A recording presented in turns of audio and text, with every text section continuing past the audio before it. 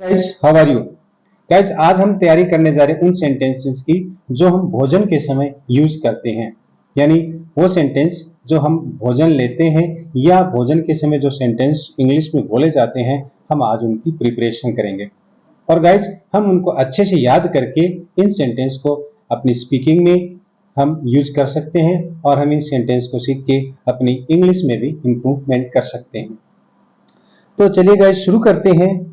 Meals यानी भोजन संबंधी sentence. I am feeling hungry.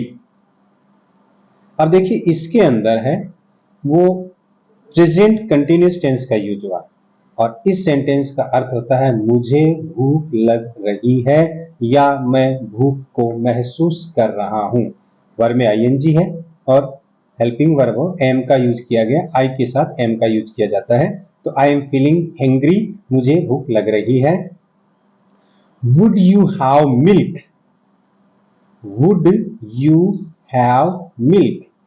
क्या आप दूध पिएंगे? यानी ये ऑफर कर रहा है दूध कि भाई क्या आप दूध पिएंगे, आप दूध पीना पसंद करेंगे। तो वुड यू हैव मिल्क? क्या आप दूध पिएंगे? Have you prepared meals? Have you prepared meals? क्या आपने खाना तैयार कर लिया है या क्या आप खाना तैयार कर चुके हो? तो गाइज इस सेंटेंस के अंदर प्रेजेंट परफेक्ट टेंस का यूज हुआ है और ये सेंटेंस है वो इंटेरोगेटिव सेंटेंस यानी प्रश्नवाचक वाक्य है जो हेल्पिंग वर्ब से शुरू होता है और यह हेल्पिंग वर्ब प्रेजेंट परफेक्ट की है हैव, यानी सब्जेक्ट यू है वो प्लूरल है इसलिए हेल्पिंग वर्ब हैव का यूज किया गया है। तो हैव यू प्रिपेयर्ड और वर्ब की थर्ड फॉर्म है प्रिपेयर की थर्ड फॉर्म है प्रिपेयर्ड मील्स। तो क्या आपने खाना तैयार कर लिया है या इसका दूसरा अर्थ हो सकता है क्या आप खाना तैयार कर चुके हो। नेक्स्ट है why are you asking so. Voice के अंदर प्रेजेंट कंटिन्यूअस टेंस है। हेल्पिंग वर्ब इजएमआर का यूज किया जाता है, वर्ब में आईएनजी यूज की जाती है। आस्क है इसके अंदर आईएनजी यूज किया गया। तो why are you asking so? आप ऐसा क्यों पूछ रहे हैं? अब इस सेंटेंस का आप अच्छे से याद करके अब इस सेंटेंस को अपनी स्पीकिंग के अंदर यूज कर सकते हो इंग्लिश स्पीकिंग में। तो why are you asking so? आप ऐसा क्यों पूछ रहे हैं?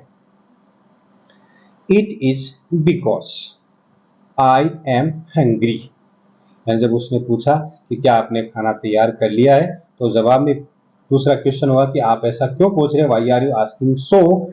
तो उसने कहा इट्स इज बिकॉज या इट्स बिकॉज। बिकॉज का मतलब क्योंकि, ये इसलिए आई एम हैंग्री, मैं भूखा हूं या मुझे भूख लगी है।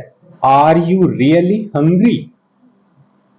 हंग्री मीन्स भूखा, तो are you really hungry interrogative sentence है। क्या आप सचमुच भूखे हैं? रियली मानी वास्तव में, क्या आप वास्तव में भूखे हैं या क्या आपको वास्तव में भूख लगी है? तो जवाब देता ऑफ कोर्स, जी हाँ। ऑफ कोर्स का मतलब वास्तव में। आई एम, हाँ मुझे भूख लगी है या मैं भूखा हूं। तो ऑफ कोर्स आई एम। अब देखिए यहां पर एम आई एम का यूज किया, इसका मतलब इसने जो जवाब दिया है वो ऊपर वाले सेंटेंस के अनुसार उसी टेंस में जवाब दिया है। तो इसका जवाब ये भी हो सकता है of course I am really hungry, वास्तव में मैं भूखा हूं। नेक्स्ट है what will you like to ईट?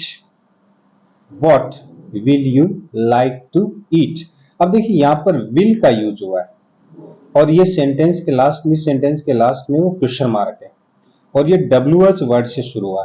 तो ये सेंटेंस है वो डबल इंट्रोगेटिव सेंटेंस है, यानी WH वर्ड वाला सेंटेंस है जो WH वर्ड से शुरू होता है और इंटेरोगेटिव सेंटेंस होता है। तो ये WH वाला और वर्ड वाला है, इसके अंदर फ्यूचर सिंपल टेंस का यूज किया गया और इसके अंदर सिंपल फ्यूचर टेंस का यूज किया गया। सिंपल फ्यूचर टेंस में विल शैल प्लस वर्ब की फर्स्ट फॉर्म का यूज किया जाता है। आई और वी हो तो उनके साथ शैल का यूज किया जाता है, आई और वी के साथ शैल का। और अन्य के साथ विल का, तो यहाँ यू है तो यू के साथ विल का यूज किया। चलिए इसका अर्थ करते हैं, what will you like to eat, आप क्या खाना पसंद करेंगे, फ्यूचर टेंस है। नेक्स्ट है I will prefer non veg, एक तो था वेजिटेरियन वेजिटेरियन और दूसरा था नॉन वेजिटेरियन, तो यहाँ पर नॉन वेज, अब वेजिटेरियन का शॉर्ट होता है वेज, ठीक है। तो आई विल प्रेफर, प्रेफर का मतलब होता है अधिक पसंद करना, किसी वेज, जैसे इसने नॉन वेज या वेज में से पूछा कि इनमें से क्या पसंद है, तो इसने प्रेफर किया, यानी दो में से एक को अधिक पसंद किया जाता है, तो वहां प्रेफर का यूज होता है।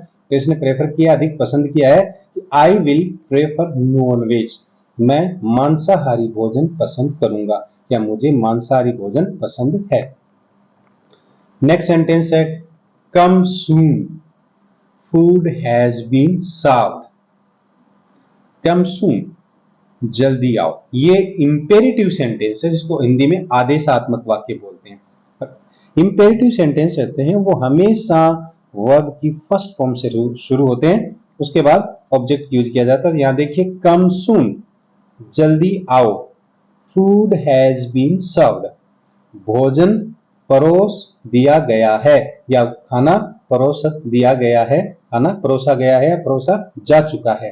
तो देखिए यहाँ पर हैज बीन सर्व्ड है, यानी ये सेंटेंस है वो पेसिव है, और इस सेंटेंस के अंदर प्रेजेंट परफेक्ट टेंस का यूज किया गया है, और प्रेजेंट परफेक्ट टेंस का जो पेसिव होता है उसमें हैज या हैव हेल्पिंग वर्ब का यूज किया जाता है, उसके बाद बीन का यूज किया जाता है और वर्ब की थर्ड फॉर्म का यूज किया जाता है। तो यहाँ पर भी ऐसा ही है, food has been served, it was really a tasty food, it was या पास्ट टेंस का use, it was really a tasty food, खाना सचमुच बड़ा स्वादिष्ट था, ये इसका हिंदी होगा कि खाना वास्तव में बहुत स्वादिष्ट था। यहाँ पर था का यूज है क्योंकि वॉज है, तो वॉज का मतलब था कि खाना काफी स्वादिष्ट था।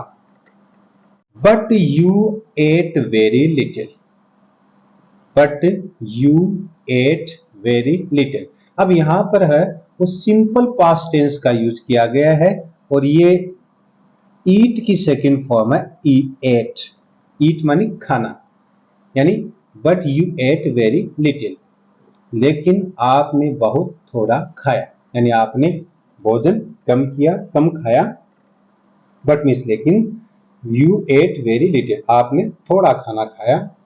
Next, salt is lesser in the dish, dish का मतलब भोजन या सब्जी, साल्ट नमक, लेसर कम है, तो सब्जी में नमक थोड़ा है।